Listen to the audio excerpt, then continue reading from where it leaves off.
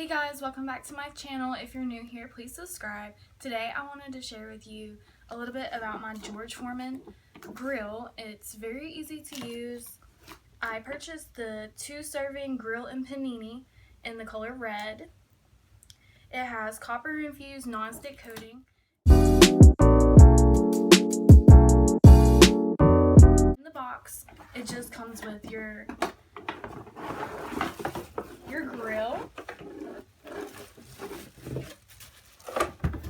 And it looks like this when you open it. It's copper, like I said. It comes with a mini drip pan that you just slide in here and attach to the grill. And then you don't have to spray any non-stick coating to it. The instructions actually say don't spray anything on it. You can just leave it how it is. And then you just plug right into the wall. And then you have the red and green light on the top. So when you plug it in, the red light will come on. And when it's at full heat, the green light will come on, and then you're ready to close it and cook your food. So far, I have made hamburgers, grilled cheeses, and chicken breast on it, and I haven't had any issues. It all cooks thoroughly. It tells you how many minutes to cook it for in the instructions. And actually, an easy tip would be to line it with tin foil. So that way, when you're done cooking, you just take your tin foil off, and then you don't have to clean up any of the copper. It's all on the tin foil. In the box, you have instructions that come with your grill. And if you flip to the right page, it will tell you a time chart where it tells you what you can cook and for how long. So the first one for burgers, you're going to cook for about 4 to 6 minutes on your grill. And then for boneless, skinless chicken breast, you're going to cook for about 5 to 8 minutes. And then you can also cook hot dogs on your grill, and they take 2 to 4 minutes. Salmon steaks or fillets take 3 to 5 minutes. And lean boneless steak is 2 to 4 minutes, or it can be 4 to 6 minutes or 6 to 8 minutes, depending on how you like your steak, whether it's medium rare, medium, or medium well. And then you can also do vegetables on your grill, 3 to 6 minutes to desired, like how you like your vegetables, whether you like them really soft and falling apart or you like them just cooked normal. Also, in your instruction booklet, it comes with different recipes that you can make. It has a spicy black bean burger, and it just has all your ingredients and your directions listed. Also, in your instruction pamphlet, it has care and cleaning tips, and it just says empty the drip tray and clean with warm soapy water, or wash an upper rack of dishwasher, wipe dry. So you can wash this in your dishwasher. I just have not tried to do that yet.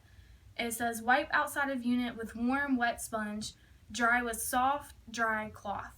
3, clean grill plates with warm soapy water. Do not use steel wool, scoring pads, or abrasive cleaners on any part of the grill. Do not immerse in water or any other liquid because of the electrical plug-in. Make sure to hold lid open while cleaning to prevent accidental closing and injury, obviously. I highly recommend using the tin foil for an easy cleanup.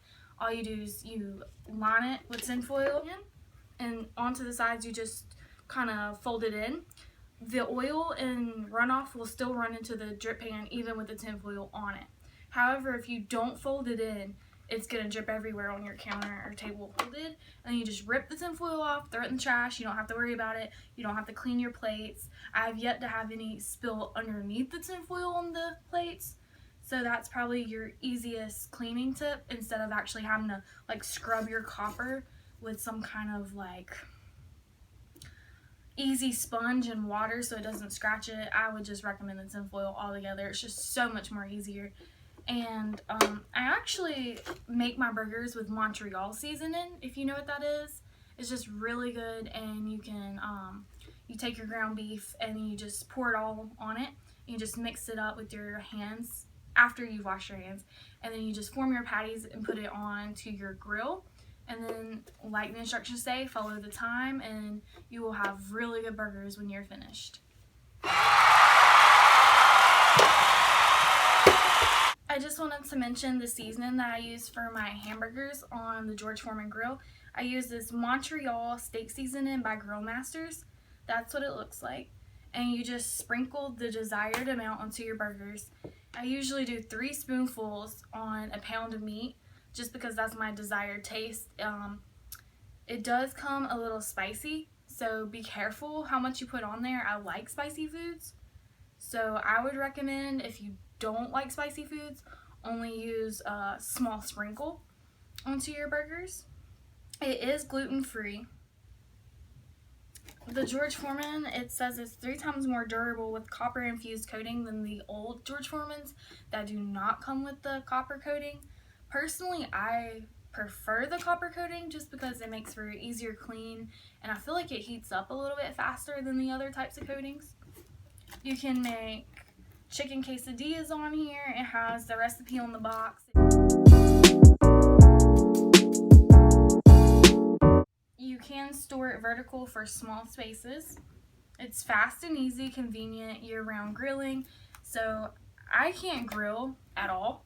Every time I try to grill, I can't get the grill hot enough. And even though I let the coils completely burn and become red color that charcoal gets, and I use the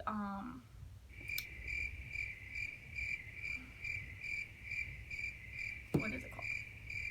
The lighter fluid. Even though I use the lighter fluid, it's still, I just can't cook a baked potato on it fully. I have to cook my baked potatoes in the oven to get them completely done. I highly recommend a George Foreman to any college student that likes to enjoy hamburgers, hot dogs, chicken, pork chops, ground beef. You definitely need one of these in your dorm room. And if you're not a college student, but you are working and you don't have as much time, whether you're going to the gym or just trying to spend time with your family, this is a quick and easy way to make a good meal.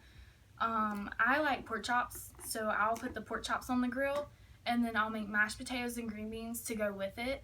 And by the time that the George Foreman is done cooking my meat, my mashed potatoes and green beans are also ready. So in about 10 minutes, I'll have dinner completely ready, and then the only thing left is to clean up.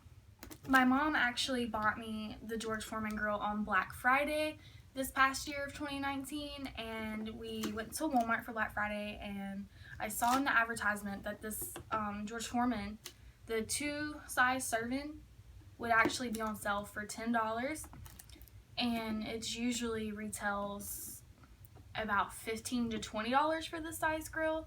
So I highly recommend, if you want one, to get one now or to wait till Black Friday and go to your local Walmart and try to snag one of these bad boys up for $10.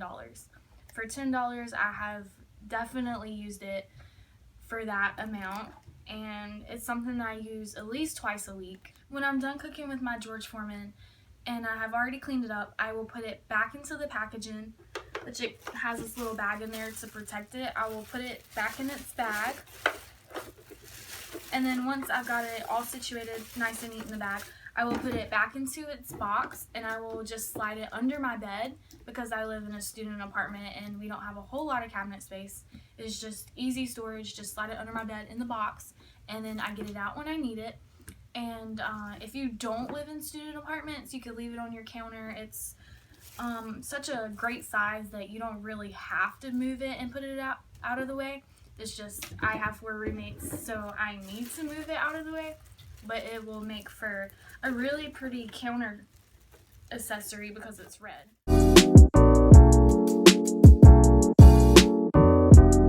you want to line your grill with your tin foil and fold it over the edges and make sure it's on there good so it won't slide off when you open it.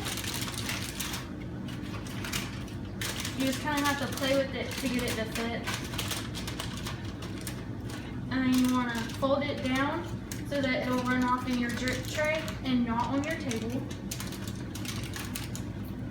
So once it's folded down and you're ready, you just mash it down so that you get the grill line, so your meat has that grill line on it. And then you just plug in your George Foreman and you wait for it to heat up, and the light's on the back. When it's ready, the light will go from red to green, and then you'll put your meat on there, and then you'll close it. Okay, so my meat wasn't fully thawed out, so I had to put it in the microwave, and that's why some of it is a little brown, just because I had to put it in the microwave to finish thawing it out. but I mashed it up with a spoon just to make sure it's all ready to be made into a patty. And I take my pepper, just kind of sprinkle it in there. I just eyeball it. I don't really measure it out. And take a little salt. Do about that much, pour it in there. And then I use my Montreal steak seasoning. I like spicy food, so I'm gonna pour quite a bit of this. It usually comes out to be about 3 spoonfuls. And if you don't like spicy food, I would not add nearly that much. Just your desired amount would be fine. And then mix it up so that you can form the patties and the seasoning all be mixed in evenly. And if you see where you need to add more seasoning, you just add more as you go.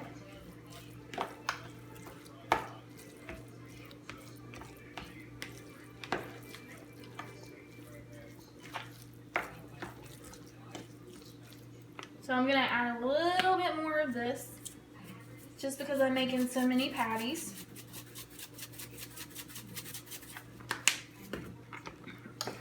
I'm gonna stir that in as well. Make sure it's all nice and even. Oops. And I've already washed my hands and everything, so I'm just gonna put my hands in there and make a patty. I want my patties to be relatively bigger because I have the jumbo buns. Just make sure they're good and formed. Just press them in a little bit.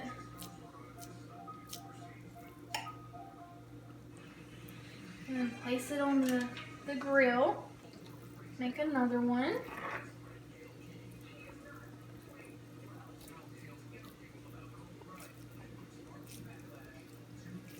And flatten this one out.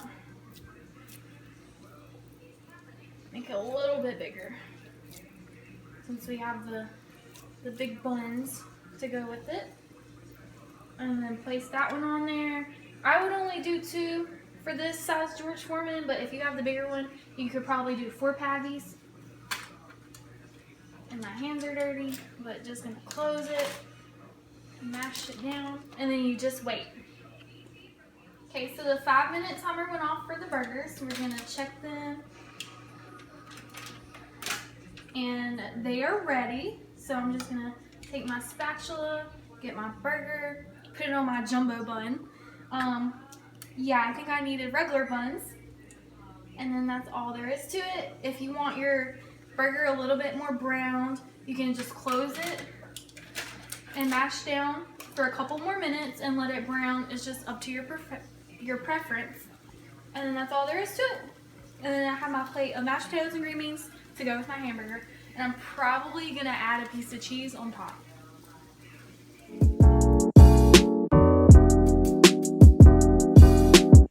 So just to show you guys that the tinfoil actually does work and it doesn't leave a mess underneath, I'm gonna take it off after I had already I unplugged it and let it cool off already. So I'm just gonna remove the tinfoil in a way that doesn't make a mess. Just fold up your edges and everything so that you can transport it to the trash can without dripping it all over the floor. And you can see there's nothing left on the copper plates. And then you still have to empty your drip pan though. And then you're just gonna pull it off like this and empty your oil out, and then wash it with Dawn soap and water to make sure that there's no oil residue left.